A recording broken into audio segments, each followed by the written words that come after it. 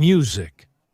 When World War II ended in May 1945, unscrupulous authors began publishing the wildest stories about the dead protagonists to make money. In many cases, due to the scant or even non-existent sources, these were nothing more than retellings of rumors and hearsay. A prominent example was the supposed memoirs of Hitler's longtime companion, Eva Braun, which continue to be published to this day under titles like The Diary of Eva Braun, which, however, are nothing more than reissues of the forgery created in 1948 by the very wily Italian from South Tyrol, Louis Trenka. And just as money has been and continues to be made with supposed memoirs of deceased protagonists, numerous fictional stories have also been invented about wartime events and units which are still available in book form today and also contribute to the general confusion. Like the stories, which are repeatedly told in such different ways, about the SS Paratrooper Battalion 500, which became Battalion 600 after its near destruction. So you can find statements on the internet that the battalion, during Operation Knight's Move in May 1944, suffered over 800 dead or wounded out of almost 1,000 soldiers deployed.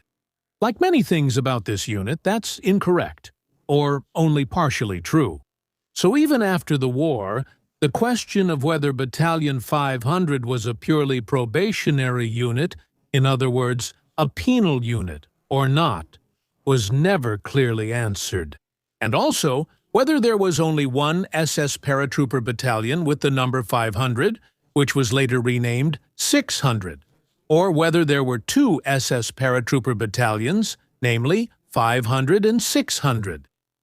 But before even more speculation could arise, in 1985, the last commander of Battalion 600, former SS Sturmbannführer, equivalent to a major, Siegfried Milius, provided information during the visit of an American reenactment group about the history, organization, operations, and end of the SS Paratrooper Battalion 600.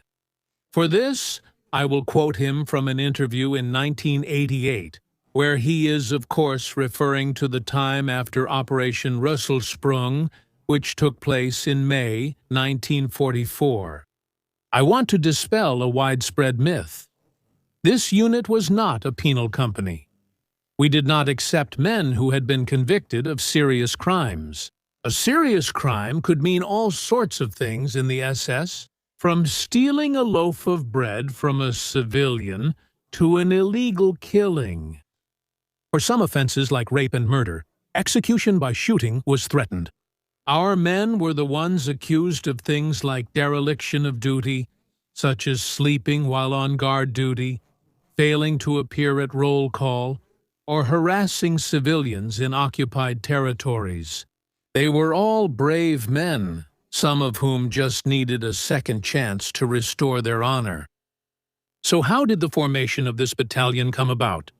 As is generally known, when it was established on February 23, 1933.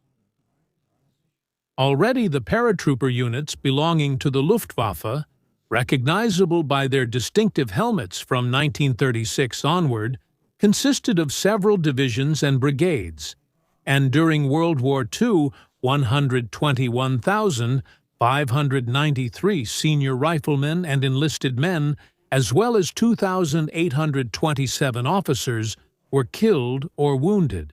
Another 43,896 senior riflemen and enlisted men, and 889 officers are considered missing. In addition to the Air Force, the Army also maintained the 22nd since 1935 Infantry Division, which temporarily took on an airborne character during the war, and the 91st, which was formed in January 1944 Airborne Infantry Division, which, after suffering heavy losses on the Normandy front on the 10th, was disbanded again on August 10, 1944. Finally, since early 1940, the Directorate of Abwehr II in the High Command of the Wehrmacht and subordinate construction training battalions were based in Brandenburg and der Havel. Baulehr-Bataillon ZBV 800, with 3 construction training companies, that is, the legendary Brandenburgers, from the 4th Company, which consisted of Upper Silesians who spoke Polish. The Fallschirmjäger Company was later formed in 1943, which became the Fallschirmjäger Battalion Brandenburg.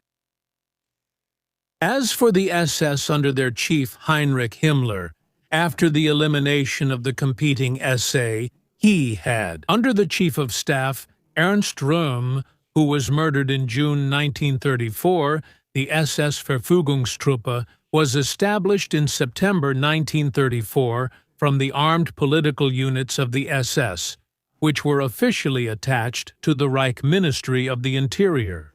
In this way, they essentially created their own army, which later became the Waffen-SS in November 1939. 2 years earlier, the commander of the SS Standarte Deutschland, which was established in 1936, SS Standartenführer, equivalent to Colonel Felix Steiner, had proposed the formation of an SS paratrooper company, following the example of the recently established units of the Luftwaffe. And in fact, from May 23rd to the 17th, July 1937, a small group of volunteers from the Hamburg Political Readiness Unit, SS2, which formed the Standarte Germania, attended the paratrooper training course at the paratrooper school in Stendal. However, just like Himmler, the Reichsmarshal and Chief of the Air Force, Hermann Göring, who was also focused on expanding his power, had already on the 29th. January 1936 had already created a fait accompli by establishing, together with the 15th Parachute Engineer Company, the 1st Parachute Engineer Company, with a total of 600 men. Jaeger Battalion Regiment General Göring, under Lieutenant Colonel Bruno Breuer. Breuer was handed over to Greece by the British in 1945 as a general of the paratroopers, together with General of the Infantry Friedrich Wilhelm Müller, and on the occasion of the 5th anniversary of the airborne landing on Crete on the 20th. May 1947, he was sentenced to death by a Greek court and executed by firing squad. Starting from November 5, 1936, the Luftwaffe Paratrooper Badge was awarded after 6 jumps, while Army personnel received it after completing the paratrooper training course from the 1st. From September 1937, they wore the Army Paratrooper Badge, which was instituted at that time. In any case, at that time, any further expansion of the SS, which was rightly regarded as a domestic political combat organization, was viewed with great suspicion by the Army leadership, as well as by Göring, who wanted to see all so-called paratrooper units in his Luftwaffe, after which the handful of SS Standarte Germania volunteers returned to their old unit. It was not until September 6, 1943, that an order was issued by the SS Leadership Main Office to form an SS Paratrooper Battalion, which was to consist half of volunteers from the Waffen-SS and half of personnel from SS penal institutions, the so-called probationary riflemen or B-soldiers. These were soldiers who had committed offenses so serious that they could no longer be disciplined within their own unit, but now by a military court, after which the sentences were carried out in the SS and police penal camp Danzig-Masgau. According to Himmler's order, up to 600 B soldiers were now to be given the opportunity, especially in the fight against partisans, to restore their military honor. Consequently, the first official name of this planned unit was SS Parachute Anti-Partisan Battalion. However, by the time the unit's formation began, the name had already been changed to SS Paratrooper Battalion. The assembly of personnel began in October 1943 in the small village of Chlum, which had only 100 inhabitants located 20 kilometers south of Pilsen, in the Protectorate of Bohemia and Moravia. In fact, only a small cadre of combat-experienced soldiers from the Waffen-SS had been transferred to the battalion, of whom certainly not everyone was happy to have ended up together with probationary soldiers in a unit that also carried the number 5 for probationary units. In Chlum, it also turned out that only a portion of the B soldiers were suitable for training as paratroopers, for example due to physical unfitness. Around 100 of them were sent back to the correctional facilities, including some who had been caught selling equipment, including weapons, on the black market. The first commander of the battalion was SS Sturmbannführer, equivalent to Major Herbert Gillhofer, who was 33 years old and had been transferred from the SS Panzergrenadier Regiment 1 Frundsberg for disobeying orders. He led the battalion until mid-April 1944. In cooperation with Parachute School No. 3 of the Luftwaffe, the training of the paratroopers began in November 1943 at the spa town of Maritorska Banja near Kraljevo in Serbia. At the beginning of 1944, after the parachute school had been relocated there, the training was completed in the Papa area in Hungary. The B soldiers were supervised by Department 3, which was part of the battalion staff, a special probationary department led by an SS jurist and several clerks who managed the files of disciplinary cases. On March 19, 1944, the SS Parachute Battalion 500 then took part in the German occupation of Hungary, Operation Margarete. After that, in April until the 26th, SS Hauptsturmführer, equivalent to captain, Kurt Kodrybka took command of the battalion in April until June 26, and also led it during Operation Maibaum in April–May 1944, when it supported the 5th. SS Mountain Corps supported the fight against the 3rd Bosnian Partisan Corps near Srebrenica in Bosnia. After that, the battalion waited in complete isolation in the area of the towns of Klein Bečevac in Romania, shown in black, Zagreb, Croatia in dark green, and Banja Luka, then the independent state of Croatia, in blue for its next deployment. The Operation Rösselsprung, planned with additional Army and SS units, was the attack on the headquarters of the Yugoslav Communist partisan leader Tito in Drvar. At this time, Battalion 500 consisted of 15 officers, 81 non-commissioned officers, and 896 men, and was organized into the Headquarters Company, the Signal Platoon, and the 1st to 3rd Companies. Paratrooper companies, each with 3 platoons, and the 4th Company. SS Parachute Heavy Weapons Company, with 1 platoon each of heavy machine guns, mortars, flamethrowers, and light artillery. Out of these 992 men, 634 took part, as well as a 20-man group of communications and reconnaissance specialists from the Luftwaffe. Tito's headquarters was located just north of Drvar, above the town, in a cave. However, when rumors began to circulate that this hideout had become known, he only used it during the day, and in the evening moved to another cave hideout in the town of Bastasi, about 7 kilometers west of Drvar. Another report, which was also initially believed, claimed that Tito's supposed headquarters was located on the grounds of the cemetery. Then came May 25, 1944. Tito's 52nd birthday. After celebrating with some loyal followers, and since the situation promised no surprises, he stayed in his Drvar cave, which almost became his undoing. Because at 6:30 in the morning, he was awakened by an air raid from 5 squadrons of Ju-87 dive bombers targeting partisan bases identified in Drvar. In addition, a number of older Heinkel H-46 bombers and captured Italian Caproni Ca-314 bombers were also used. They were called captured bombers because in October 1943, Italy left the German-Italian alliance and Germany declared war on them, after which large parts of their army were disarmed. However, as stated in the experience report of the 15th Army Corps. According to the report of the 15th Mountain Army Corps, the Stukas, as well as the bombers, had almost completely missed their targets and hit more of the town of Waga. German He-126S and Italian captured aircraft with German insignia also attacked parts of the 1st Unit, which was also deployed during Operation Rösselsprung. Regiment Brandenburg. During takeoff, the same squadron had completely destroyed a German supply column by dropping bombs.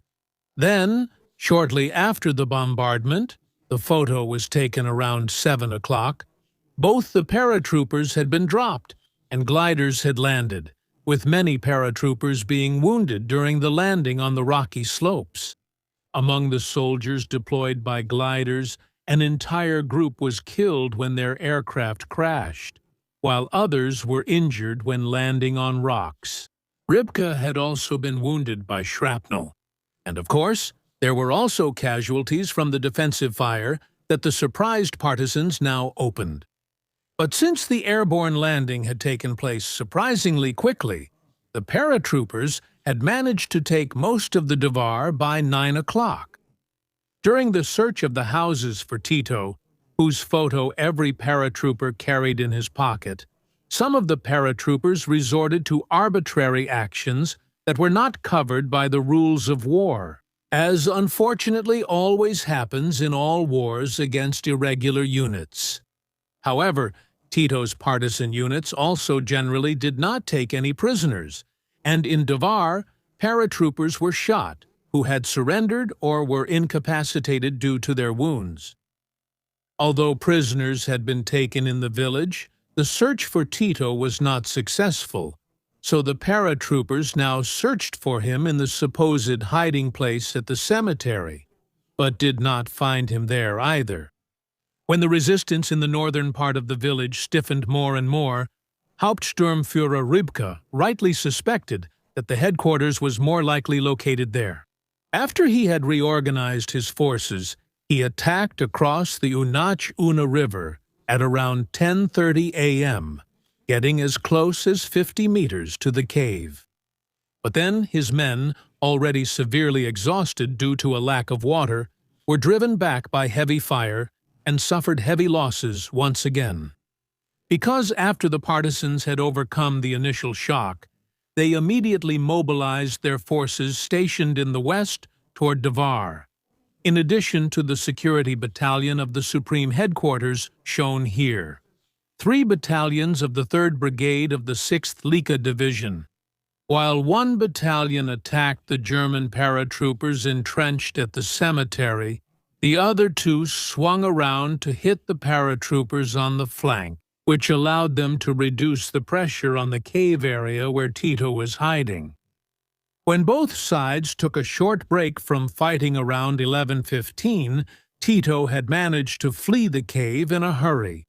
To do this, he had descended with his dog Tiger, the secretaries Zhudenka and Olga, and his bodyguard on a rope through a trap door at the entrance of the cave.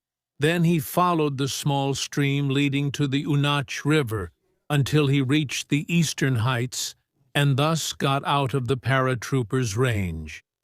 At noon, the second wave of paratroopers was dropped west of the citadel, but directly into the fire of the now massed partisans, resulting in significant losses once again.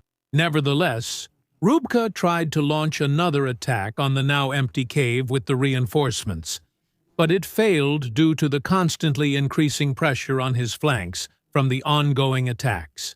The fighting continued throughout the afternoon, with heavy losses on both sides. When Rybka realized in the late afternoon that Tito had probably escaped, and that the connection to the units of the 15th, which were supposed to support him, could not be established either, and that contact with the 15th Mountain Corps could not be established, he gave the order to retreat. He had to abandon the defensive belt he had planned at the cellulose factory and the cemetery due to his heavy losses, and therefore limited himself to a more concentrated defensive position at the cemetery.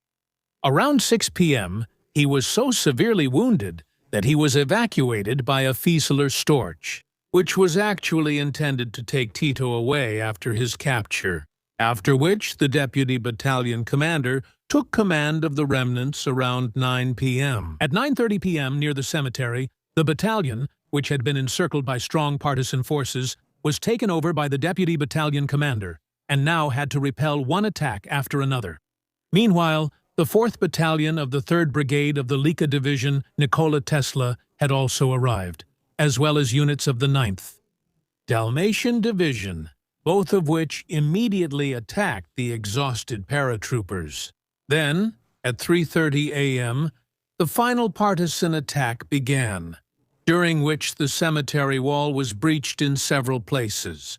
But despite significant losses, the paratroopers were able to hold their position.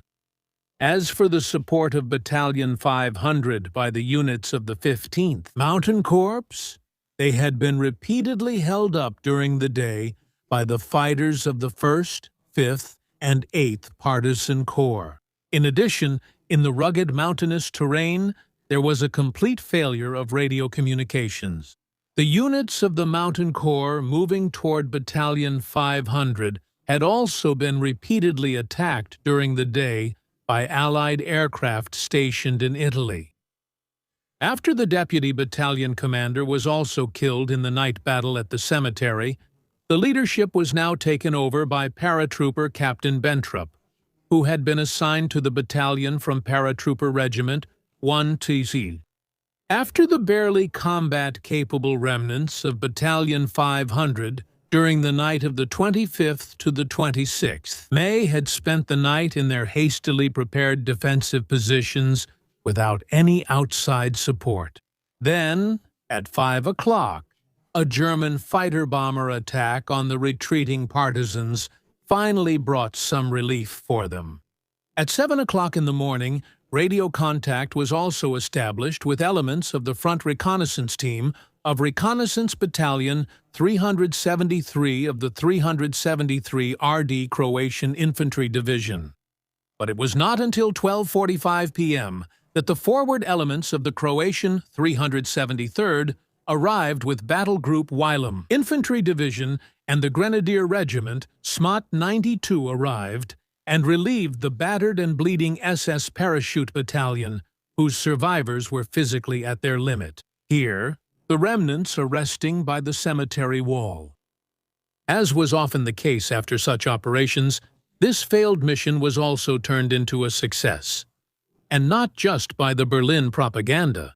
You only have to read the self-satisfied report of the 2nd Panzer Army, which begins with the words that a significant success has been achieved. Then, pages and pages listed destroyed and captured weapons and vehicles, as well as incredibly high enemy casualty figures. Although all of that sounded very impressive, it couldn't hide the fact that Operation Rösselsprung, which was intended to eliminate Tito and his staff as well as the Soviet, British, and American military missions, had not even been achieved in the slightest. It is remarkable and raises questions as to why the 15 responsible for Operation Rösselsprung. In their otherwise extremely detailed and precise report, the 15th Mountain Army Corps only assessed the 500th SS Parachute Battalion with the telling words, "Due to the short duration of the mission and the changing chain of command, a sufficient assessment cannot be made. As far as is known so far, they have fulfilled all assigned tasks." This also makes the comment of Rubka's successor as commander of Battalion 500 SS Hauptsturmführer Siegfried Milius somewhat vague. Overall, the operation with the jump and landing was a success. Unfortunately, Tito and the Allied military delegations managed to escape. But in reality, the only success was capturing Tito's uniform, some flags of the Anglo-American military missions, a jeep given to Tito by the Americans, and the capture of 3 Allied officers, one of whom later managed to escape. And the intelligence gathered was, contrary to the reports, not of much use. However, almost all of the cargo gliders and a large part of the vehicles were destroyed during the battles with the partisans. In contrast, the dramatic escape of Tito, who already enjoyed an almost godlike status among the Yugoslav population, further boosted his myth. And although the operation of his headquarters in Drvar was indeed temporarily interrupted, and several of his high-ranking staff members were killed in the fighting, within a few weeks, the partisans had regained control of the Dvar area. The casualty figures are a topic of their own. All available figures, both in German and Yugoslav sources, regarding their own and enemy losses, are so contradictory that it is not even possible to provide reasonably reliable estimates. It is often reported that the SS Paratrooper Battalion 500 was destroyed in the fighting, since out of the 874 soldiers who landed in Drvar, only about 200 survived at the end of the battle. However, according to official German figures from the 10th June, the battalion had 61 killed, 114 seriously wounded, and 91 lightly wounded, and 11 missing, which amounts to a total of 277 casualties. An earlier report from June 7th had even given lower numbers: 50 killed, 132 wounded, and 6 missing, so a total of 188. Even if you include the losses among the 36 to 40 cargo gliders, with 5 killed and 7 wounded, and 2 killed and 24 wounded. If you add the 2 squads provided by the Abwehr, you still don't reach the supposed 650 casualties. Nevertheless, it can be assumed that the battalion's losses were higher than the numbers officially stated by the German side. Yugoslav sources speak of up to 400 killed. Afterwards, the remnants of Battalion 500, which had been deployed at Rösselsprung, joined the mountain troops of the 7th SS Volunteer Mountain Division. Prince Eugen had supported partisan actions. The heavily decimated unit was sent to Ljubljana, Slovenia, which was occupied by Italian troops at that time, for replenishment in June. Was transferred to German Laibach, where on the 26th June 1944, SS Hauptsturmführer Siegfried Milius took command of the battalion. As mentioned at the beginning, when filling the losses, only 9 volunteers and, quote, the best of the so-called B soldiers were transferred there, while those who were also considered, quote, capable of being resocialized, were sent to the SS hunting units led by Reserve Sturmbannführer, equivalent to Major Otto Scott Skorzeny, and the rest, many of whom were highly criminal, were sent to the notorious SS Special Regiment Dirlewanger. After being replenished, Battalion 500 was first transferred to Gotenhafen, then to the Narva front, where it was subordinated to the 3rd SS Panzerkorps under SS Obergruppenführer Felix Steiner. Finally, in July 1944 to Lithuania, where it joined the 1st Battalion of the Army Panzer Regiment Großdeutschland, formed a combat group to relieve the German troops encircled at Vilna, Lithuanian Vilnius. Blue shows the German units and movements. In the heavy fighting that followed southwest of Vilna, the SS paratroopers were repeatedly thrown back and forth as a mobile reserve. The battalion, which initially had only about 260 soldiers, was reduced by the 20th. By August, it was reduced to 70 men, who were then transferred to Lithuanian Sharki, German Sharki, where about 100 replacements were added. Then, after being temporarily transferred to East Prussia, the refreshed battalion was airlifted from there at the end of August to Deutsch Wagram, near Vienna in Austria, where it was placed under the command of the SS Commando Unit's commander, SS Sturmbannführer of the Reserve, Otto Skorzeny, who led the battalion from the 15th to the 16th October in Budapest, successfully deploying it during Operation Panzerfaust, the commando operation to prevent a feared dissolution of the alliance between Hungary and Germany. However, this operation had already taken place for the paratroopers under the new unit designation SS Paratrooper Battalion 600 since 500 on the 1st October had been officially disbanded, and its survivors then formed the core of the new unit. There were several reasons for the renaming of the battalion. By now, the proportion of probationary soldiers had dropped from 70 at the beginning to 30. In addition, personnel reinforcements now came from regular Waffen-SS units, from the Army, and even from the Navy.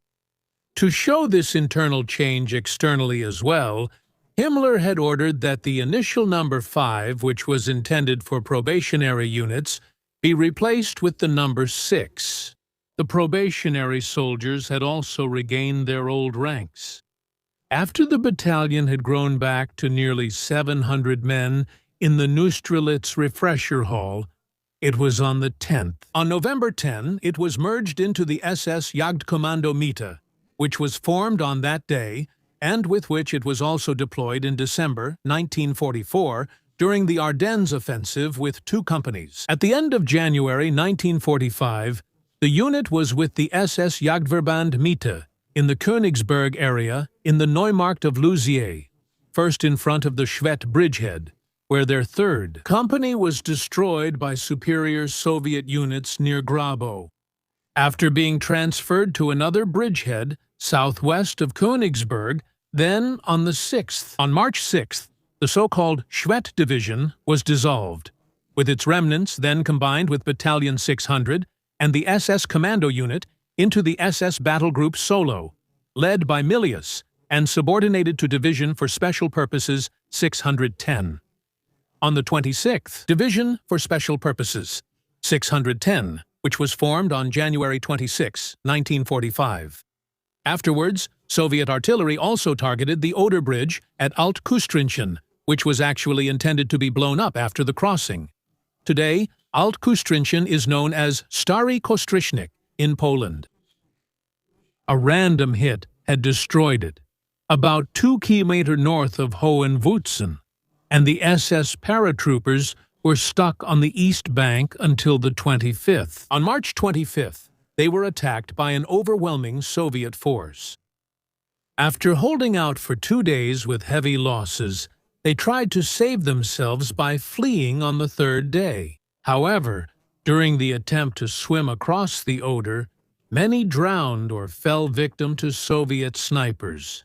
But once again, the battalion was brought up to a strength of over 800 men, although now anyone who could somehow still carry a rifle was integrated. These men were then integrated into Kampfgruppe Harzer under SS Oberfuhrer Walter Harzer in mid-April 1945 and were deployed in the Eberswalde bridgehead northeast of Berlin.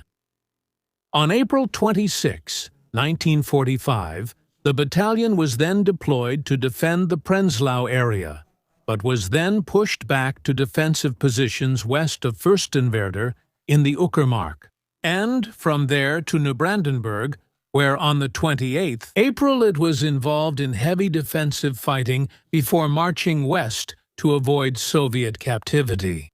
On May 1st, when encountering a Soviet tank corps and 2 cavalry divisions, the SS Paratrooper Battalion 600 was reduced to only 180 men, who, after being dismissed by Sturmbannführer Milius, then on the 2nd of May, near Hagenau, about 30 kilometers southwest of Schwerin, surrendered to the American forces.